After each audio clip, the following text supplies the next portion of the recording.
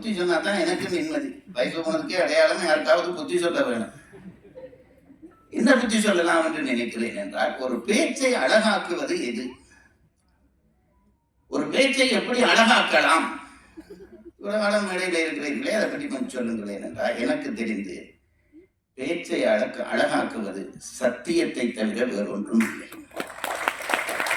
சத்தியத்தை தவிர வேறொன்றும் இல்லை. பேச்சை அழகாக்குவது சத்தியம்தான். சத்தியம் இருந்து விட்டால் அந்த சபை அப்படியே அவருக்கு கீழே அடங்கும். என்னுடைய ஆசிரியர் ஒருவர் இருந்தார், சுதந்திர போராட்ட காலத்திலே அண்ணாமலையிலே படித்தவர்.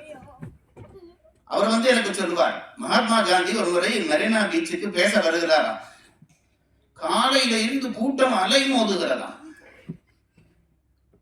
தாங்களும் இளைஞர்களாக இருந்தவர்கள் காந்தியை பார்க்க வேண்டும் என்று உணவெல்லாம் பாசம் கட்டி கொண்டு போய் உட்கார்ந்து விட்டார்களாம். உட்கார்ந்து விட்டால் காலையில உட்கார்ந்து மாலையில நிகழ்ச்சி 5:30 மணிக்கு தான் காந்தி வருகிறார். அந்த டைமுக்கு வருகிறாராம்.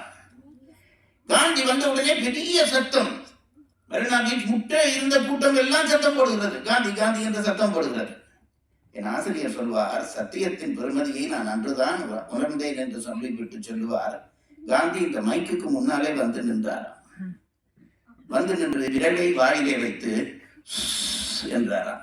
அடுத்த நிமிஷம் மெரினா பீச்சிலே ஒரு சின்ன சத்தம் கூட கேட்கவில்லை என்று சொல்லிவிட்டு என் ஆசிரியர் சொல்வார், அதுதான் சத்தியத்துக்கு இருக்கிற பெருமதி என்றார்.